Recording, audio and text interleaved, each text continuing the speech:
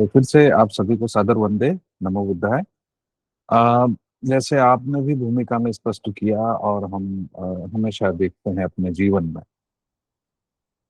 कि जब भी हम कोई नया संकल्प लेते हैं, है ना, बड़ी पहल करते हैं, तो उसमें अतीत से छुटकारा, जो हमारा परेशान करने वाला जो अतीत है, उससे छुटकारा प्राप्त करने की बहुत प्रेरणाएं हमारे पास होती हैं, इच्छाएं होती हैं।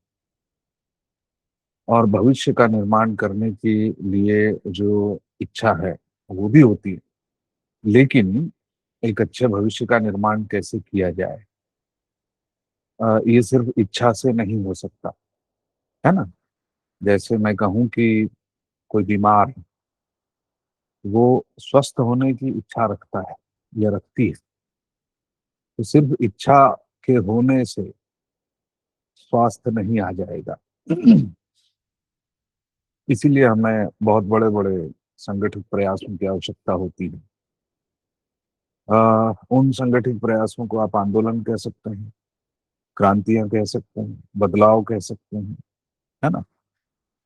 बहुत सारी भाषाओं में उसके बहुत सारे नाम हैं, लेकिन मूल रूप से, है ना, हमारे उपयोग के लिए, है ना, हमारे भविष्य के निर्माण के लिए हमें इसको किस अर्थ में ग्रहण करना चाहिए। ये बहुत ही मजेदार और इंटरेस्टिंग, है ना, एक बात है कि ज्यादातर अ, सामाजिक आंदोलनों में या आर्थिक या राजनीतिक बदलाव के आंदोलनों में जिस तरह की अ, प्रक्रियाएं रची जाती हैं, संकल्पनाएं बनाई जाती हैं, उनमें क्रिएटिविटी का पुट होना बहुत जरूरी है ना, सृजनात्मकता बहुत जरूरी है। अगर वो नहीं है तो आपका विचार, है ना, तार्किक रूप से, दार्शनिक रूप से वो कितना भी उपयोगी क्यों ना हो, उसको ग्रहण करने के लिए जनता खड़ी नहीं होगी, आपके अपने लोग खड़े नहीं होंगे, आपके अपने परिवार के लोग, अपने बच्चे, पत्नी, भाई बहन, है ना, आपके पड़ोसी रिश्तेदार, वो खड़े नहीं होंगे। और जिन भी विचारधाराओं ने या वैचारिक आग्रहों ने भारत में या विश्व के किसी भी और कोने में कला और सॉफ्ट स्किल के बिना आगे बढ़ने का प्रयास किया है, वो कुछ समय में ही डूब मरे हैं, है ना। जैसे मैं आपको उदाहरण दूं कि भारत में जो अ, एक खास किस्म का मार्क्सिस्ट आंदोलन चला, है ना, हालांकि उसका अपना कला और सॉफ्ट स्किल का, है ना, कला के बारे में उनकी अपनी प्रस्तावनाएं थी, कला के बारे में उनके प्रपोजल्स थे, कला के बारे में उनके अपने संगठन और संस्थान थे, है ना, बहुत बड़ी बड़ी उन्होंने प्रयास किए। लेकिन किसी तरह वो भारतीय संस्कृति में, भारतीय इतिहास में बहुत गहरे जड़ जमाई हुई जो मान्यताएं थी, जो धारणाएं थी, जो प्रतीक थे, जो चिन्ह थे, जो रूपक थे, है ना, जो बिंब थे, उनमें इनोवेशन नहीं कर पाए।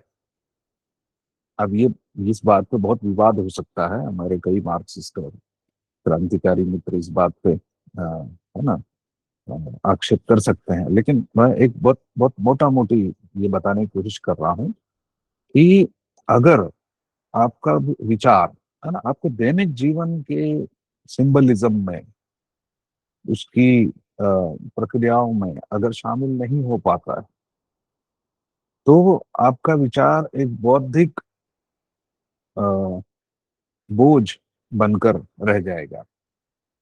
और ऐसा अक्सर होता है, और ये दुर्भाग्यपूर्ण है ना, दिस इज सो अनफॉर्चुनेट, है ना। मैं जब दुर्भाग्यपूर्ण कह रहा हूँ तो मतलब मैं भाग्य की बात नहीं कर रहा हूँ, है ना, ये एक अभिव्यक्ति है कि ये अच्छा नहीं है, इसका ये मतलब है। तो अगर हम ये कहें कि सिर्फ तर्क, रैशनैलिटी, है ना, बुद्धिवाद, तर्कवाद और बिल्कुल गणितीय ढंग से क्या अच्छा है क्या बुरा है, इसके आधार पे हम भविष्य का निर्माण कर लेंगे, तो ये एक किस्म का बचपना है। आप भी जानते हैं भारत में और विदेशों में भी, पूरी दुनिया में वही विचार और विचारधाराएं और सामाजिक बदलाव दीर्घजीवी हो सकते हैं जिनके पास अपनी बहुत सुंदर कलात्मक अभिव्यक्तियां हों। वो भाषा की हो सकती है, साहित्य की हो सकती है, वो चित्रकारी की हो सकती है, मूर्ति कला की हो सकती है, वो सिनेमा की हो सकती है ना, वो प्रस्तर शिल्प है, वो मिट्टी की मूर्तियों के बारे में हो सकता है, वो शेर व शायरी, है ना, और कविताओं के बारे में हो सकता है, या आजकल वो कार्टून से जुड़ा हो सकता है, एनिमेशन से जुड़ा हो सकता है,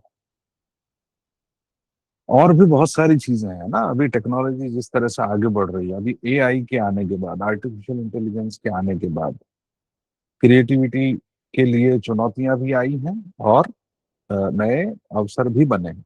हम दोनों जानते हैं, दोनों चीजों को जानते हैं, है ना। हमारे बीच में कुछ बच्चे होंगे या युवा प्रोफेशनल्स होंगे, वो इस बात को बहुत अच्छे से समझ पाएंगे कि आर्टिफिशियल इंटेलिजेंस के आने के बाद कला और कलात्मक संवेदना का जो भविष्य है वो बदल गया है। अब आप कोई भी चीज बड़े आराम से चित्र के रूप में, पोस्टर के रूप में, बैनर के रूप में बना सकते हैं। आप उसको वाटर कलर में बनाना चाहते हैं, वाटर कलर में बना के दे देगा।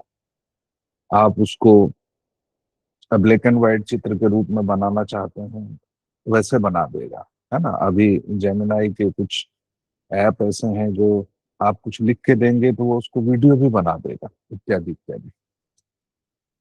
तो आर्ट का जब, और आर्टिस्टिक एक्सप्रेशन का जब इतना भयानक किस्म से डेमोक्रेटाइजेशन हो रहा है ना, ये एक किस्म का आर्ट का डेमोक्रेटाइजेशन भी है ना। कि पहले मान लीजिए मैं एक लेखक हूँ, एक लेखक होने के नाते मैं सिर्फ शब्दों की रचना कर सकता था, या कोई व्यंग्य लिख सकता था, या कोई कहानी लिख सकता था, या कोई उपन्यास लिख सकता था, है ना। या एक इंस्टाग्राम या फेसबुक की पोस्ट लिख सकता था। लेकिन अब क्या हो रहा है, अब मैं अगर वही अ, एक पेज, आधा पेज अगर मैं किसी एआई को दे दूं, वो उस पर चित्र बना देगा, या उसके लिए क्या बेहतर चित्र हो सकता है वो मुझे ढूंढ के दे देगा। तो इतना भयानक विस्फोट हो रहा है, इससे क्या खतरा है और क्या फायदा है, इस पे हमको विचार करना चाहिए, है ना। तो आर्टिफिशियल इंटेलिजेंस जब नहीं आया था, है ना, इवन जब बिजली नहीं आई थी, इंटरनेट नहीं आया था, यहाँ तक कि जब भाप के इंजन, बिजली के इंजन नहीं आए थे, और बहुत पुराने जमाने में, है ना, जब हम गौतम बुद्ध के समय की बात करें, या उनसे भी पुराने बुद्धों के जमाने की बात करें, कुकुसंद बुद्ध हैं, कोणागमन बुद्ध हैं, हाँ, विपस्सी बुद्ध हैं, पुष्य बुद्ध हैं, ऐसे बहुत सारे बुद्ध हुए हैं गौतम बुद्ध से पहले। उनके जमाने की अगर हम बात करें, उन्होंने आर्ट के बारे में बहुत कुछ किया है। आप इस्लाम की परंपरा में, है ना, जो आखिरी पैगंबर माने जाते हैं, पैगंबर इस्लाम, है ना, हजरत मोहम्मद, उनकी परंपरा में जाएं। आप अगर जीसस की परंपरा में जाएं, जहाँ क्रिश्चियनिटी की शुरुआत होती है, वो बहुत सारे आर्टिस्टिक से एक्सप्रेशंस को लेकर के आते हैं। चाहे वो एक या अनेक ईश्वरों में भरोसा रखते हैं, है ना, या इस तरह के या उस तरह के ईश्वर में भरोसा रखते हैं, उसके बावजूद वो आर्टिस्टिक एक्सप्रेशन से समझौता नहीं करते। आप देखिए, इस्लाम में अल्लाह जो है वो अमूर्त है, एब्स्ट्रैक्ट है, उसका चित्र नहीं बनाया जा सकता, उसकी पेंटिंग नहीं हो सकती, उसकी मूर्ति नहीं हो सकती।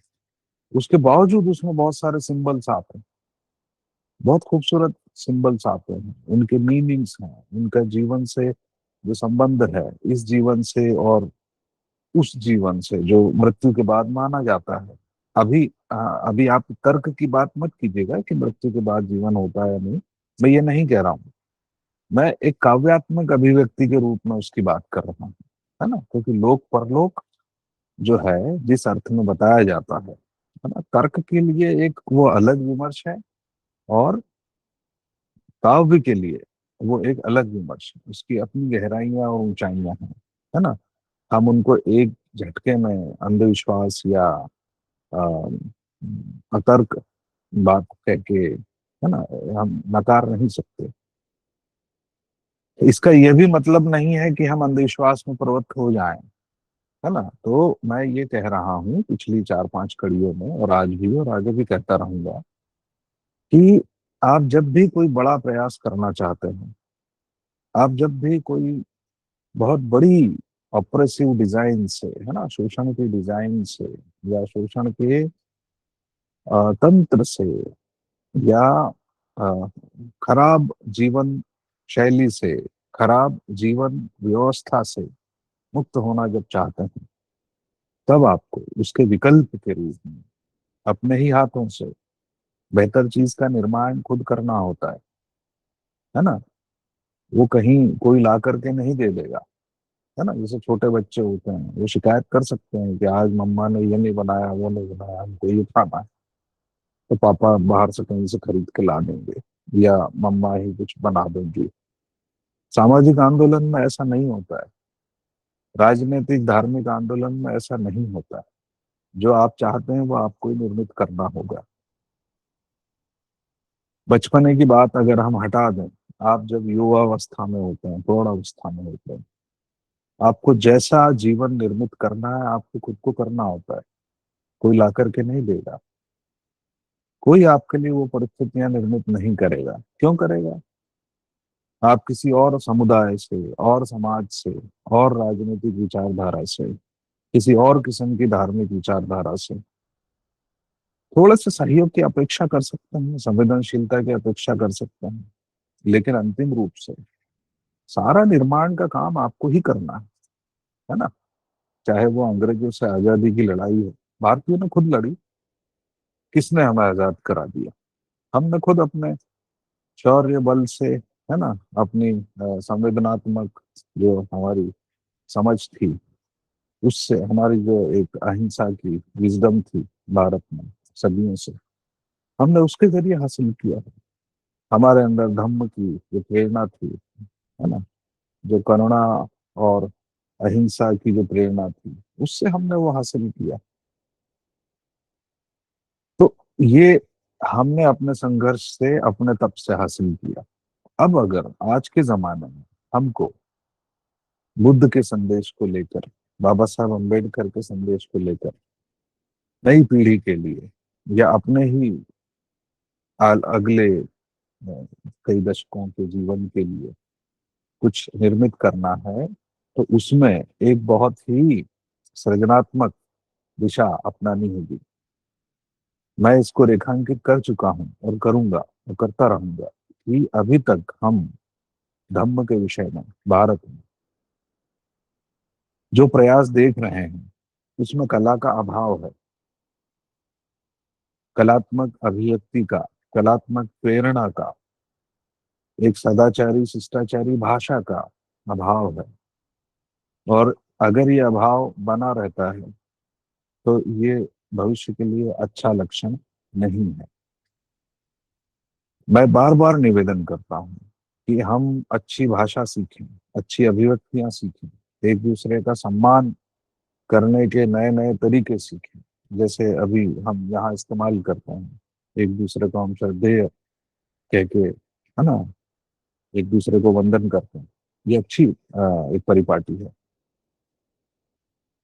बहुत सारी असहमतियां आगे बढ़ते हुए होंगी, होनी भी चाहिए। उसके बावजूद एक दूसरे से हम बहुत ही प्रेमपूर्ण, सम्मानजनक संवाद बनाए रखें, है ना। तो आपने सुना होगा आजकल मार्केट में भी ये शब्द चलता है, सॉफ्ट स्किल्स, है ना, जीवन कौशल से जुड़ी हुई ऐसी सॉफ्ट स्किल्स, है ना, अच्छी भाषा, कलात्मक रुचि, कलात्मक अभिव्यक्ति, है ना, इसका बड़ा महत्व है। खास तौर से तब जब कि आप अपने ही समुदाय को, या अपने लिए सहयोगी हो सकने वाले समुदाय को या लोगों को या लोगों के समूह को जब कोई नई बात बताना चाहते हैं, तब इस सॉफ्ट स्किल का, कलात्मक अभिव्यक्ति का बहुत बड़ा रोल होता है। आप घृणा या अ, वैर या नफरत, है ना, या क्रोध या आरोप की भाषा में लोगों को राजी नहीं कर सकते, है ना। आप अगर हर वक्त निंदा, आलोचना करते हुए लोगों से बात करते हैं, तो आप उनका सहयोग हासिल नहीं कर सकते। और न केवल आप दूसरों का सहयोग नहीं हासिल कर सकते, बल्कि अपने ही जैसे सोचने वाले लोगों को भी बहुत देर तक और बहुत दूर तक अपने साथ नहीं रख पाएंगे आप, है ना। इसलिए धर्म के मार्ग पे, धम्म के मार्ग पे, मजहब के मार्ग पे, रिलीजन के मार्ग पे, कल्चर के मार्ग पे, सामाजिक पुनर्निर्माण के मार्ग पे हम सबको बहुत ज्यादा विनम्र और सृजनात्मक होना पड़ता है। जो नहीं हो पाते वो 10-20 साल, 50 साल में खत्म हो जाते हैं, समाप्त हो जाते हैं, है ना। ऐसे बहुत सारी शुरुआतें आप देखते हैं भारत में, हर 10-20 साल में कोई नया बाबा आता है, नया कल्ट आता है, नया आश्रम, नया डेरा, नया राजनीतिक विचार, है ना, सब आता है, खत्म हो जाता है। लेकिन गौतम बुद्ध का विचार हजारों साल से बना हुआ है। और क्यों बना हुआ है, या जो धर्म बने हुए हैं भारत में, भारत के बाहर, अभी हम जिन धर्मों को जानते हैं, वो धर्म हो या इनसे पहले आए और समाप्त हो चुके धर्म हो, वो सैकड़ों हजारों साल तक क्यों बने रहे। तो इसका कारण है कि वो जीवन की जो मूलभूत प्रक्रियाएं हैं, चाहे वो मनोवैज्ञानिक हो, सामाजिक हो, पारिवारिक हो, या राष्ट्र के जीवन से जुड़ी हुई प्रक्रियाएं हैं, जैसे कि व्यापार, युद्ध है, कृषि है, कूटनीति है ना, इन सब में अपने कलात्मक अ, रंग घोलते हैं। आप जैसे अ, आपको, है ना, कई मित्रों को आश्चर्य हो सकता है कि राजनीतिक जीवन में कला, है ना, आर्थिक जीवन में कला, कूटनीतिक जीवन में कला, क्या अपराध को सुलझाने वाली जो, या अपराध का निषेध करने वाली जो बातें हैं, वहां भी कला होती है क्या? बिल्कुल होती है। क्यों नहीं होती है? आप बौद्धों के ही बहुत सारे प्रतीक देखिए। आपको महायान में और वज्रयान में ऐसे देवी देवता मिलेंगे जो, जिनके मुंह से आग निकल रही है ना, जो मरे हुए मनुष्यों का या कंकालों का, है ना, से घिरे हुए हैं, या उन्हें जला रहे हैं या चीर फाड़ रहे हैं। वो एक खास किस्म से नैतिकता और न्याय की बात करते हैं कि अगर ये काम होगा तो अच्छा होगा, ऐसा आचरण होगा तो बुरा होगा। ठीक है। और इस तरह की बहुत सारी कहानियां आपको सभी धर्मों में मिलेंगी। ठीक है। अ, मेरी बात को बहुत गलत भी समझा जा सकता है ना, मैं इस बात के प्रति जागरूक हूँ। इसलिए मैं बार बार कहता हूँ कि कला के साथ जब भी हम आगे बढ़ेंगे, कलात्मक अभिव्यक्तियों के साथ जब भी हम आगे बढ़ेंगे, तो उसका इंटरप्रिटेशन बहुत अलग अलग दिशाओं में बहुत सारे लोग अलग अलग ढंग से कर सकते हैं। और ये बात खतरनाक है, लेकिन जो इस खतरे को समझते हैं, वो इस खतरे के साथ आगे उनको बढ़ना होगा, क्योंकि इसके बिना कोई रास्ता नहीं है। आप अगर कोई एक गंभीर और बड़ा प्रयास करते हैं, तो उसके अपने खतरे होता है। और हजारों साल की पीड़ा और दमन से बाहर निकलना, ये कोई सामान्य बात नहीं है। बहुत जटिल प्रक्रिया है, बहुत ही जटिल प्रक्रिया है। और यह इतनी जटिल प्रक्रिया है कि इसमें बहुत सारे आयामों में आपको एक साथ सक्रिय होना होगा, है ना। तो मैं अभी कुछ समय के लिए कला पे फोकस कर रहा हूँ, है ना। तर्क एक अलग आयाम है, रहस्यवाद एक अलग आयाम है ना। जैसे व्यापार एक आयाम है, सामाजिक बदलाव एक आयाम है, ठीक है। इतिहास की खोज एक अलग आयाम है। ऐसे बहुत सारे आयाम हैं जिनमें हमको एक साथ प्रवृत्त होना होगा, है ना, प्रवेश करना होगा। खैर, तो ये भूमिका मैं अक्सर बनाता रहता हूँ, क्योंकि इससे ही समझ में आएगा। अब मैं अगर टेक्निकली सीधे इसमें प्रवेश करें कि भाई कला और कलात्मक अभिव्यक्तियों का क्या उपयोग है, तो हम देखते हैं। आप पहले भी मैं एक उदाहरण दे चुका हूँ, है ना, चक्र का। अगर हम बौद्ध धम्म को जब समझने निकलते हैं, तो आपको बहुत सारे प्रतीक हैं जो एक साथ स्नैपशॉट में नजर आएंगे। पीपल का पत्ता है, पीपल का वृक्ष है ना। अ, गौतम बुद्ध की जो हाथ की मुद्राएं हैं, उसमें बहुत सारे प्रतीक आपको नजर आएंगे। भूमि स्पर्श मुद्रा है, धम्म चक्र की मुद्रा है ना, या अभय मुद्रा है। बहुत सारी मुद्राएं हैं। वो जिस तरह से बैठते हैं, जिस तरह से खड़े होते हैं, या उनकी आंखें कई चित्रों में एकदम बंद हैं, कई मूर्तियों में एकदम बंद हैं, है ना, और महायान और वज्रयान की मूर्तियों में खुली हुई हैं। या किन्हीं मूर्तियों में, किन्हीं चित्रों में उनकी एक तीसरी आंख भी दिखाई जाती है ना, जो बोधिसत्व दंडपाणि की हो सकती है, या अवलोकितेश्वर की भी हो सकती है, या शाक्य मुनि की भी कुछ मूर्तियां हो सकती हैं जिसमें तीसरी आंख दिखाई जाती है। वास्तव में तीसरी आंख होती नहीं है, लेकिन वो एक तरह का सिंबलिज्म है। उससे ये बताया जाता है कि this person is able to see something more than what we are able to see with our two eyes, है ना। कि भाई हम जितनी दो आंख से देख पाते हैं, उससे ज्यादा ये कुछ देख पाते हैं, है ना। आप देखेंगे कि कान बड़े लंबे बनाए जाते हैं। इतने लंबे कान हो नहीं सकते किसी भी इंसान के। वो आपको गौतम बुद्ध के मूर्तियों में दिखेंगे, और भी बोधिसत्वों की मूर्तियों में आपको दिख सकते हैं, है ना। The same thing you can see with, है ना, तीर्थंकर की मूर्तियों में आपको नजर आएगा, जैन तीर्थंकरों में नजर आएगा। उनमें भी वैसे ही प्रतीक और सिंबलिज्म मिलेगा जो बौद्ध परंपरा में, है ना। अब ये सब क्या है, क्यों है, इस बात को समझना चाहिए, है ना। क्योंकि बाकी जो चीजें हैं कि हमको क्या खाना है, क्या नहीं खाना है, कैसे पहनना है, कैसे बात करनी है, ये सब, है ना, सामान्य शिष्टाचार और आचार व्यवहार, भोजन और अनुशासन के, वो अलग आयाम है, वो चलता रहेगा।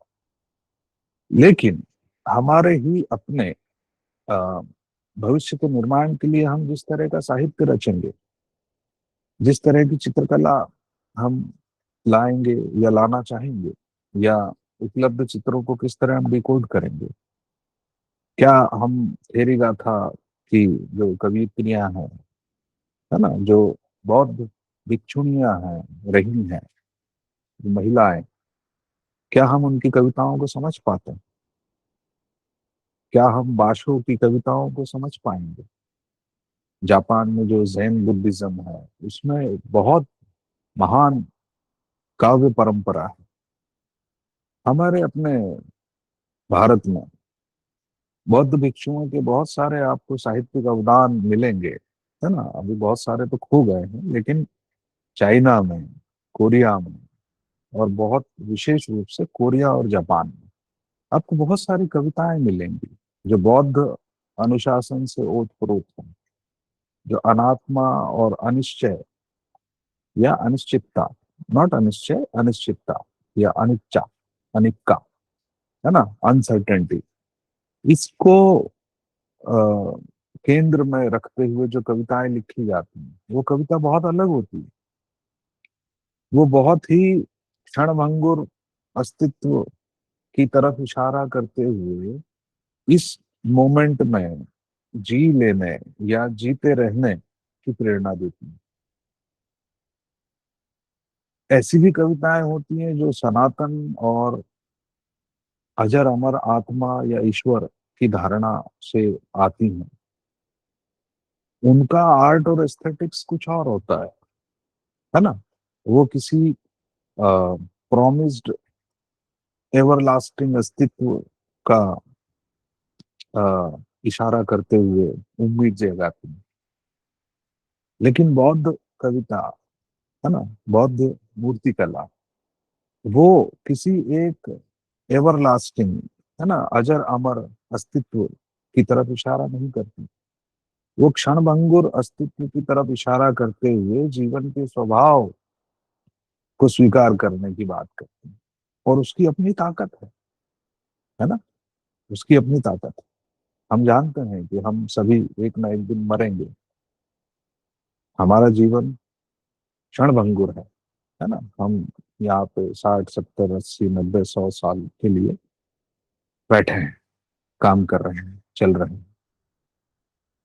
लेकिन जो इस क्षणभंगुरता को ध्यान में रखते हुए कुछ अच्छा काम करना चाहते हैं, वो भी सृजनात्मक हो सकते हैं। और कुछ लोग जो कि अपने किसी आंतरिक कोने में किसी अनश्वर अजर अमर चीज की कल्पना करते हैं, उस अजर अमर चीज की कल्पना करते हुए भी वे सृजनात्मक और सदाचारी और अच्छे हो सकते हैं। ये दो अलग अलग दिशाएं हैं। मैं ये नहीं कह रहा हूं कि इनमें कोई अनिवार्य विरोध है या होना चाहिए, लेकिन मैं ये कह रहा हूं कि अगर हम दूसरा मार्ग चुनते हैं जो कि जीवन को क्षणभंगुर अनिश्चय से या अनिश्चितता से भरा हुआ मानता है, जो कि बुद्ध का संदेश है, जो कि ज्यादा वैज्ञानिक बात है, ज्यादा तार्किक बात भी है और ज्यादा कलापूर्ण भी है ना।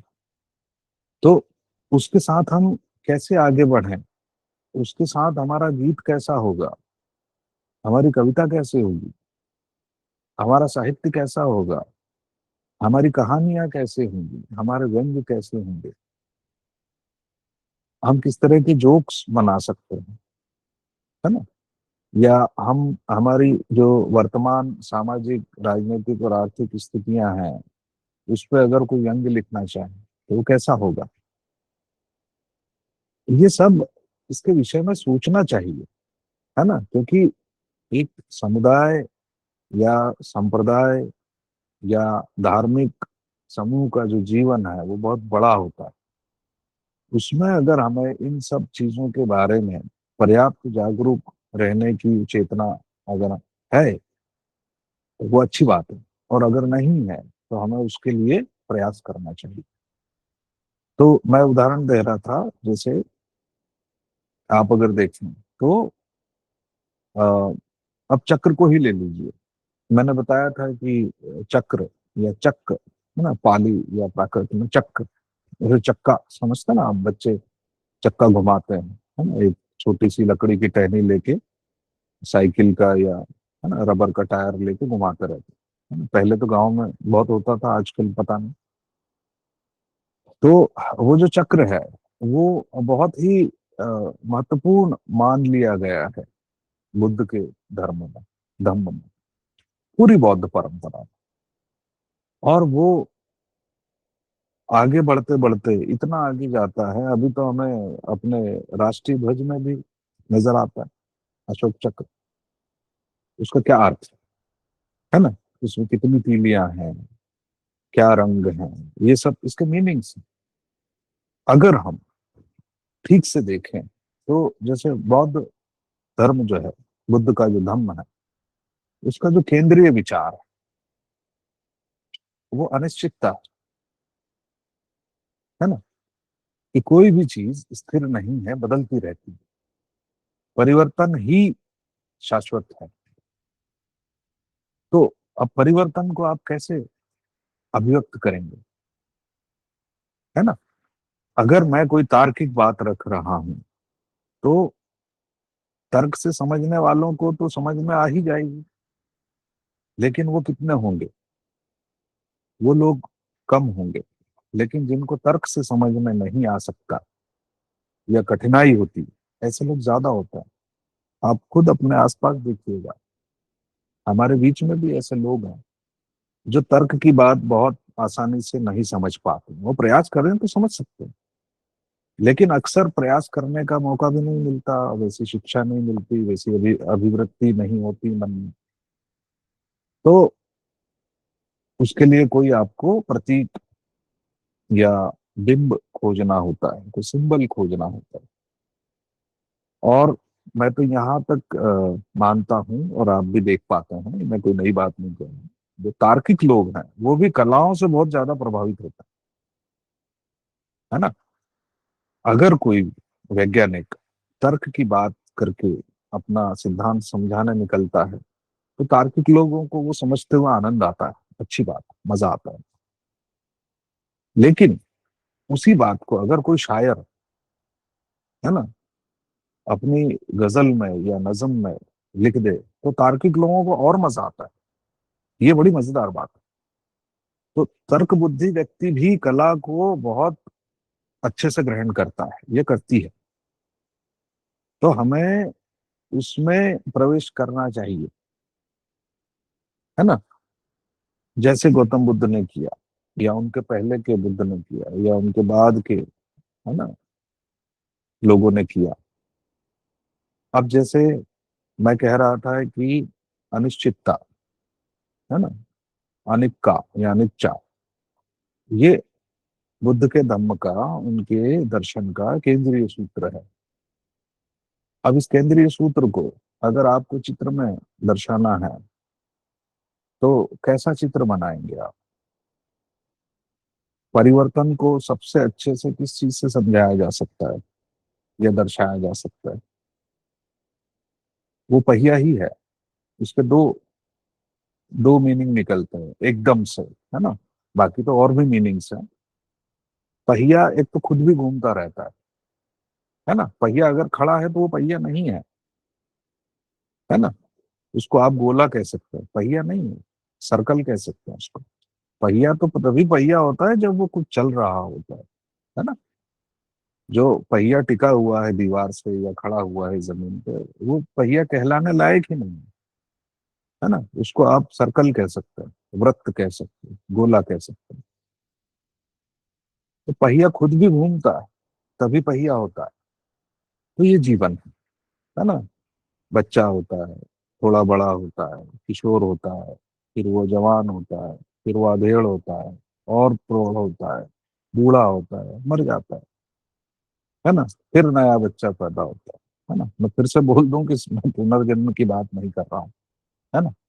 तो प्रकृति में आप ये चक्र देखते हैं, परिवर्तन का ही चक्र है। आप बादल देखिए, बादल बरसता है, बारिश का अभी मौसम है, आप देख रहे होंगे। बादल बरसता है, जमीन पे गिरता है, जमीन से नदी नालों में जाता है, बड़ी नदियों में जाता है।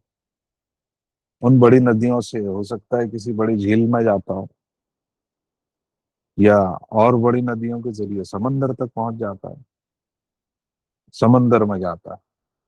फिर से सूरज की तपिश उसको, है ना, भाप बना के आकाश में पहुंचा देती है, जिसको आप फिर से बादल कहते हैं। तो फिर से ठंडा होता है, फिर से बरसता है। ये भी एक चक्र है, एकदम गोल गोल, जीवन का चक्र है।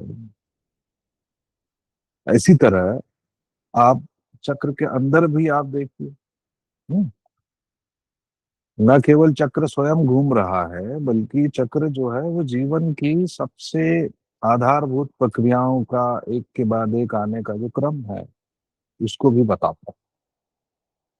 अब बुद्ध यही तो कह रहे हैं।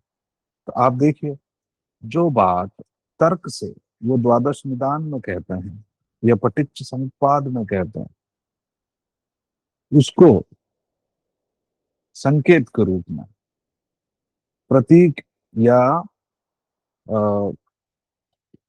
एक मूर्तिमान ऑब्जेक्ट के रूप में वो चक्र से रिप्रेजेंट कर रहे हैं, चक्र के जरिए अभिव्यक्त कर रहे हैं। इसको कला कहते हैं, ये कला है। ठीक है। जैसे अ, एक और, है ना, आप अगर जैसे चक्र के बीच में पीवट होता है एक, है ना, वो जिसमें कि आप लोहे की रॉड लगा के उसको फिक्स करते हैं, उसकी जो धुरी है, आप देखिए कि एक धुरी है जो कि चारों तरफ घूमती हुई तीलियों और परिधि को देखती है।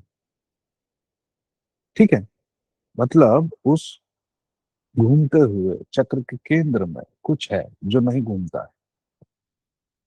ठीक, वो क्या है? उसके बारे में बहुत सारी कविताएं हो सकती हैं, बहुत सारा रहस्यवादी चिंतन हो सकता है ना। और बहुत लोगों ने बहुत कुछ लिखा भी है कि कुछ है जो केंद्र में है।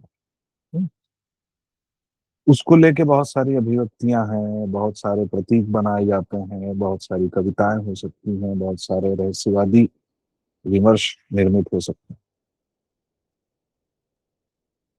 एक जो चक्र है ना, उसके अंदर ही इतने सारे मीनिंग्स हैं। आप सोचिए, और भी बहुत सारे प्रतीक हैं जो बौद्ध दर्शन में निर्मित किए गए हैं। मेरे ख्याल से समय हो गया है ना आज के लिए काफी। तो 8:50 शायद हो रहा है ना। पाँच तो 5 मिनट ले सकते हैं आप, 4-5 मिनट और ले सकते और ले सकते हैं जी जी, ठीक है। तो ये जो कलात्मक अभिव्यक्ति है चक्र के माध्यम से, अब इसको धम्म चक्र भी कहा जा रहा है, कहा गया है। और मनुष्य के जीवन का जो चक्र है ना, जन्म से लेकर मृत्यु तक का, ये उसके बारे में भी है। और अगर हम और आगे बढ़ें तो ये जो हमारे शारीरिक और मानसिक अस्तित्व के बीच में एक जो बहुत ही जटिल और डायनामिक संबंध होता है, उसको भी चित्रकारी या कविता के माध्यम से अभिव्यक्त करने का तरीका है। आप अगर तिब्बत के जो चित्र देखेंगे आप, बौद्ध भिक्षुओं ने जो बनाए हैं, है ना, चाहे वो कपड़े पे बनाए हैं या दीवारों पे बनाए हैं, आप उसमें हमेशा एक सर्कुलर लॉजिक आपको नजर आएगा। है ना, पिछली बार भी मैं कह रहा था कि वो काल चक्र पूजा होती है, मंडल बनाते हैं, है ना। अब मैं पूजा पाठ की सलाह नहीं दे रहा हूँ, मैं सिर्फ उसका उल्लेख कर रहा हूँ।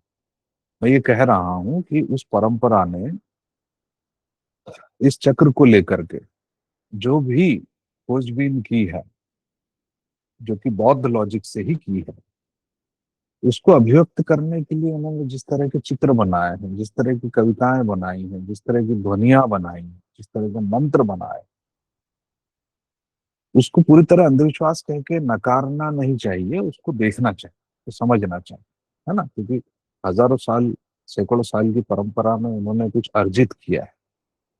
आज किसी विदेशी राष्ट्र के आक्रमण की वजह से वो पूरी तरह नष्ट प्राय, है ना, दिखाई देते हैं, लेकिन उन्होंने बहुत कुछ खूबसूरत निर्मित किया था। उसी तरह या उससे बेहतर हमें करना होगा, अगर हम अपने लिए बेहतर चित्र, बेहतर साहित्य, बेहतर कहानियां, बेहतर उपन्यास नहीं रच पाए, तो हमारा जो प्रयास है वो बहुत सुंदर और दीर्घजीवी नहीं हो पाएगा। बाबा साहब ने जो हमें अंतिम अवदान दिया है, आखिरी जो रास्ता बताया है, सारे रास्ते पे चल के उन्होंने देख लिया, और अब हमें बहुत लंबा एक रास्ता दिया है जो कि वास्तव में बहुत करुणा और प्रेम, है ना, और संभावनाओं से भरा हुआ है। हम उस रास्ते पे कला के साथ अगर चलेंगे तो हमारा कारवां, हमारा सफर आसान होगा, हमारी मंजिल नजदीक आएगी, है ना, और हम बहुत सुखी मन से, है ना, एक संतोष और मैत्री से भरे हुए मन से आगे बढ़ पाएंगे। इसलिए कला के बारे में सोचना, कलात्मक अभिव्यक्तियों के बारे में सोचना हमारे लिए बहुत ज्यादा जरूरी है। ये बहुत ही लंबा, जटिल और बहुआयामी विषय है। आप समझ पा रहे होंगे, अभी तक पांच, या ये छठवा, है ना, पांचवी ये कड़ी है। तो आप देख पा रहे होंगे इसमें बहुत बहुत सारी दिशाएं निकलेंगी, मैं निकालता रहूंगा, है ना, ये अनंत है। तो आज के लिए मैं समझता हूँ इतना ही काफी है। अब हम कुछ प्रश्नोत्तर ले सकते हैं, अगर कुछ मतलब पूछना चाहें तो। शुक्रिया।